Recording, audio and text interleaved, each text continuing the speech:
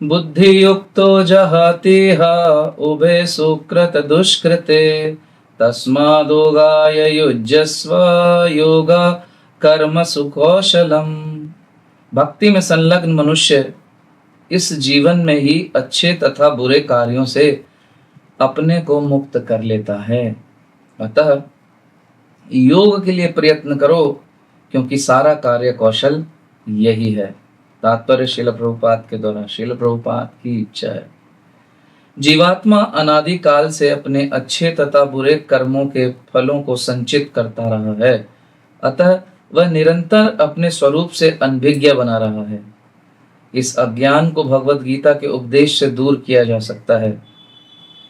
यह हमें पूर्ण रूप से भगवान श्री कृष्ण की शरण में जाने तथा जन्म जन्मांतर कर्म फल की श्रृंखला का शिकार बनने से मुक्त होने का उपदेश देती है। अतः अर्जुन को कृष्ण भावनामृत में कार्य करने के लिए कहा गया है, क्योंकि कर्म फल के शुद्ध होने की यही प्रक्रिया है।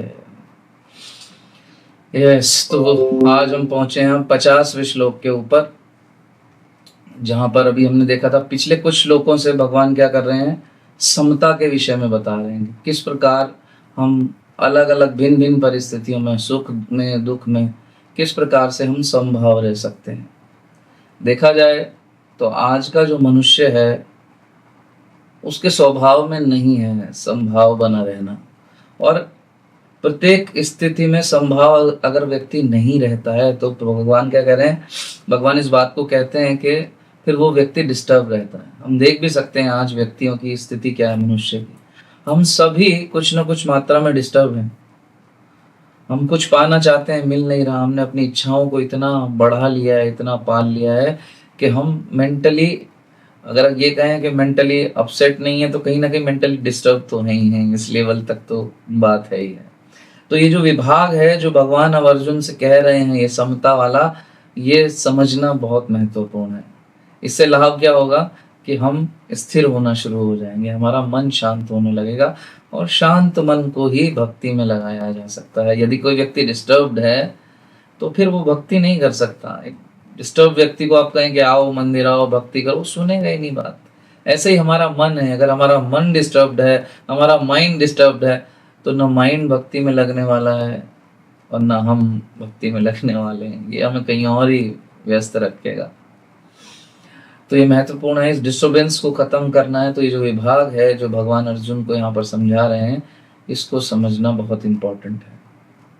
हम किन कार्यों में लगे अपने जीवन में, बस कुछ पुण्य कर लें, कुछ अच्छा अर्जित कर लें, और हम मतलब जनरली देखा जाए सभी व्यक्ति, तो जब कोई पुण्य करता है व्यक्ति, तो हमने अभी पीछे की कक्षा में सुना ही था, तो उसका अच्छा फल उसे मिलता है, कुछ आनंद सुख इस भौतिक जगत में या फिर स्वर्ग लोक में आगे चल के भोगता है। लेकिन जब कोई पुण्य कर्म करता है, अच्छा कार्य करता है, तो सिर्फ अच्छे कार्य नहीं होते उस समय। ऐसा नहीं कि हम अच्छे कार्यों में लगे तो सिर्फ अच्छा ही कार्य कर रहे होंगे, उसके साथ साथ कुछ ना कुछ पाप की मात्राएं भी हम कर देते हैं, क्योंकि हमारे सारे कार्य त्रुटि वाले हैं, है ना। आप जल भी बांटने लगे, सपोज रोड साइड पे खड़े होकर ठंडा मीठा पानी बांटने लगे, तो वहां भी आप किसी न किसी के साथ कुछ त्रुटि कर दोगे। किसी ने एक गिलास लिया, एक और मांग लिया, चलो चलो एक मिलेगा, भागो यहाँ से, बस हो गया। कुछ ना कुछ आपने नया पाप कर्म जनरेट कर लिया। तो इन्हीं पाप कर्मों के कारण जब भी हम कुछ अच्छा करते हैं इस भौतिक जगत में, साथ में कुछ ना कुछ बुरा हम कर ही बैठते हैं, क्योंकि हमारी इंद्रियां अपूर्ण है, हमारी जो चेतना है वो अपूर्ण है। सब अपूर्ण होने के कारण हम पूरी तरह से, पूरी शुद्धता से कोई अच्छा कार्य भी नहीं कर पाते हैं, और दुख जनरेट कर लेते हैं, कुछ पाप कर्म जनरेट कर लेते हैं। तो इस कारण हमें दुख मिलता रहता है। कुछ लोगों को इस चीज से भी परवाह नहीं होती, वो यही कहते हैं कि कोई बात नहीं प्रभु, दुख मिल रहा है तो क्या, सहन कर लेंगे इसे भी। थोड़ा बहुत दुख ना हो तो फिर क्या बात है इसमें, फिर सुख का भी मजा कहाँ है। जब दुख हो जीवन में थोड़ा सा, तभी तो सुख में आनंद आता है, तभी तो हमें पता लगता है कि सुख का क्या वैल्यू है। प्रभुपाद कहते हैं नहीं, ऐसा ठीक नहीं है। कोई आवश्यकता नहीं है कि हम सुख का अनुभव करने के लिए दुख को निमंत्रण दें अपने जीवन में, उसकी आवश्यकता नहीं है। एक बहुत अच्छी मीठी खीर बनाई किसी व्यक्ति ने, खूब अच्छा दूध कढ़ा, अच्छे से मीठा डाला, उसमें केसर वेसर डाला, ड्राई फ्रूट डाले, क्रीम डाली, बढ़िया खीर बनाई। अच्छी लगेगी डेफिनेटली। अब उसमें उठा के फिर 1 चम्मच रेता भी घोल दिया तो कैसी लगेगी वो खीर? खाएंगे आप? खाएंगे तो खीर का स्वाद तो आएगा, अरे प्रभु खीर ही तो है, लेकिन जो मिट्टी के रेत के कण हैं वो आपको डिस्टर्ब करेंगे, आप नहीं खाएंगे फिर उसको। तो ऐसे इस जीवन में ये जो जीवात्मा है, इसकी प्रवृत्ति है, सदचित आनंद है भगवान और उसका अंश होने के कारण हम सदा आनंद में रहना चाहते हैं। हमें सिर्फ खीर खीर चाहिए, रेता नहीं चाहिए। लेकिन इस भौतिक जगत में हम रेते की चम्मच जो है चाहते ना चाहते भी बटोर लेते हैं, और उस बनी बनाई अच्छी खीर में हम ये रेते की 1-2 चम्मच मिलाई डालते हैं। तो आवश्यक नहीं है, प्रभुपाद जी कह रहे हैं कि कोई आवश्यकता नहीं है कि दुख मिले। ये जीवात्मा दुख भोगने के लिए नहीं है, लेकिन फिर भी हम बार बार पुनः पुनः इस पुण्य और पाप के चक्करों में फंसकर कहीं ना कहीं रेते की चम्मचों को इकट्ठा कर लेते हैं, और जो मीठी खीर गुरु साधु और शास्त्र हमें देना चाहते हैं हम उसको बर्बाद कर लेते हैं। फिर वो खीर भी हमें बेकार लगने लगती है। तो ये आवश्यकता नहीं है, दुख की कोई आवश्यकता नहीं है यहाँ पर।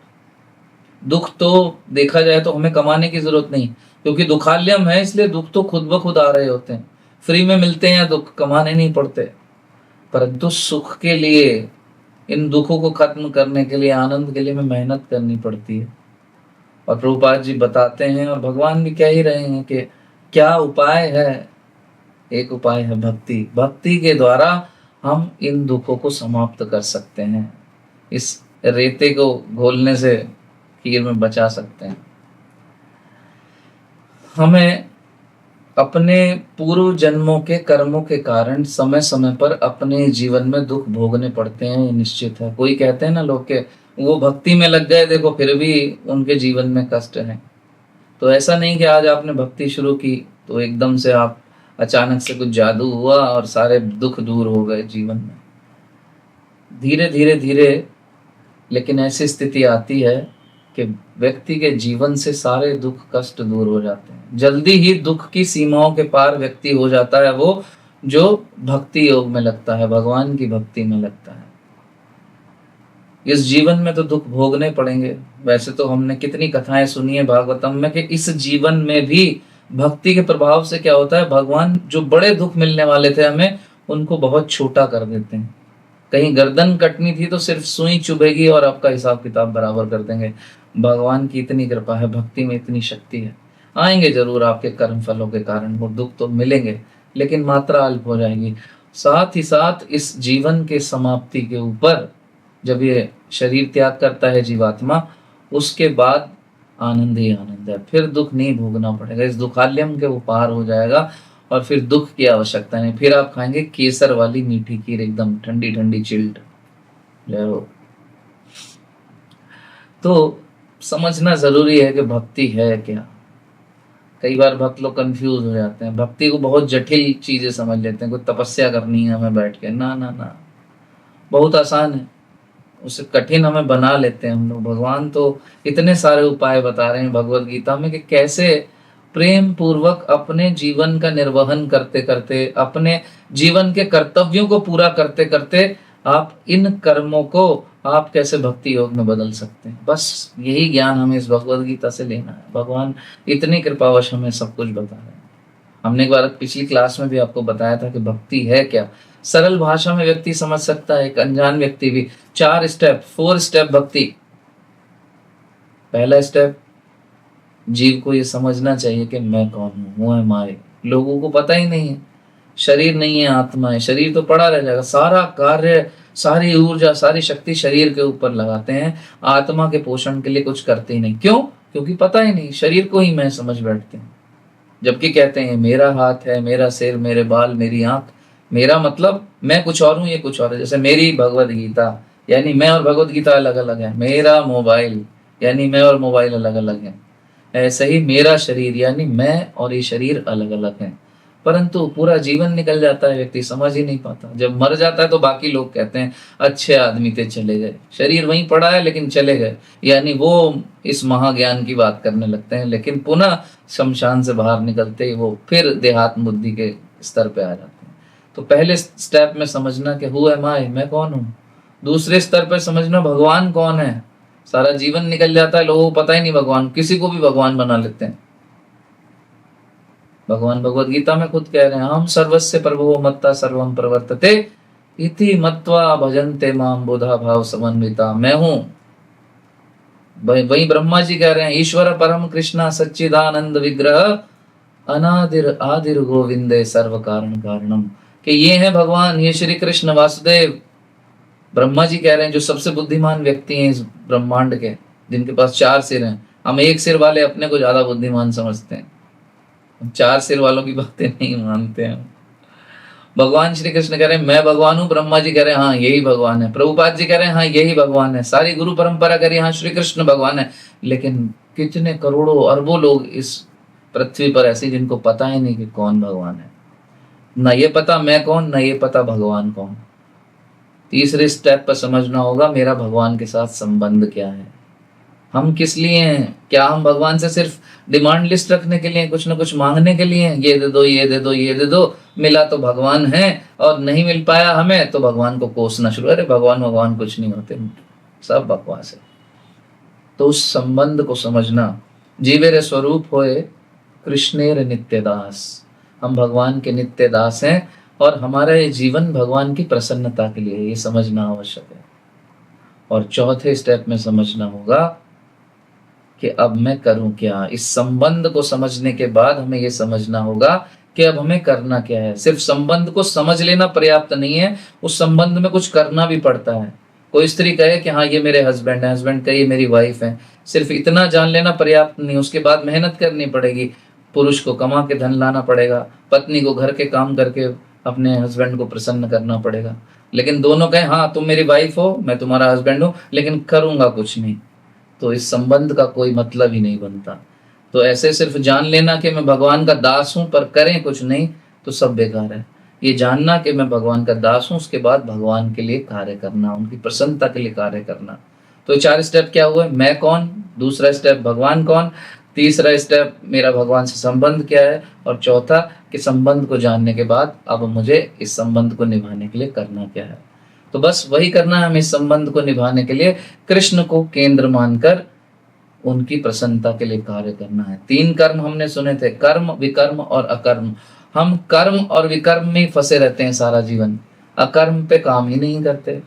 हमें ज्यादा से ज्यादा अकर्म को बढ़ाना है, यानी ऐसे कार्य जिनका केंद्र भगवान श्री कृष्ण हो, जिनसे भगवान श्री कृष्ण को प्रसन्नता हो, हमें ऐसे कार्य अपने जीवन में करने का प्रयास करना चाहिए।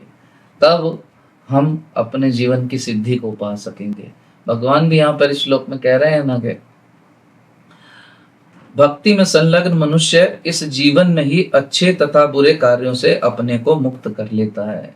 इसका क्या मतलब है, ना वो पाप कर्मों में लग रहा है न पुण्य कर्मों में लग रहा है, वो सिर्फ और सिर्फ किन कार्यों को करता है, वो भगवान को केंद्र मानकर उन कार्यों को करता है जिससे वो मुक्ति पथ की ओर अग्रसर हो सके, जन्म और मृत्यु के इस बंधन से मुक्त हो सके। ना उसे यहाँ पर सुख चाहिए और ना वो नए ऐसे कर्मों को जनरेट करता है जिनसे उसको दुख मिले। अतः योग के लिए प्रयत्न करो, भगवान कह रहे हैं योग के लिए प्रयत्न करो। और हमने चर्चा की थी योग का मतलब क्या होता है। योग मतलब जीव का भगवान के साथ कनेक्ट। तो उन कार्यों में लगना है जिन कार्यों से हमारा भगवान के साथ कनेक्ट बन सके।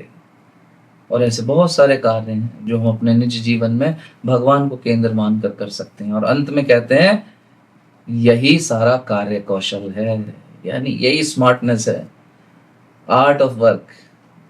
किस तरह से हम कार्य करें, काम तो हमें करना पड़ेगा इस जीवन में, बिना कार्य के तो हम रह नहीं सकते। सांस लेना भी एक कार्य है, कुछ नहीं भी करें तो सांस लें। कोई कहेगा मैं काम नहीं करूंगा सो जाऊंगा, सोना भी काम है, काम तो करना ही पड़ेगा। तो ऐसे कार्यों में अपनी ऊर्जा और समय को लगाना है जिसका केंद्र भगवान हो, जिसका केंद्र भगवान की प्रसन्नता हो, जिसका केंद्र गुरु और भगवत भक्तों की प्रसन्नता हो।